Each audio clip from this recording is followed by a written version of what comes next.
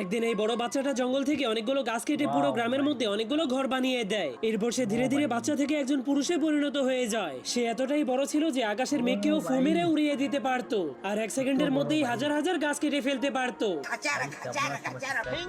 কিন্তু একদিন সে মানুষদের গ্রাম ছেড়ে একটা বরফের পাহাড়ে চলে গিয়েছিল।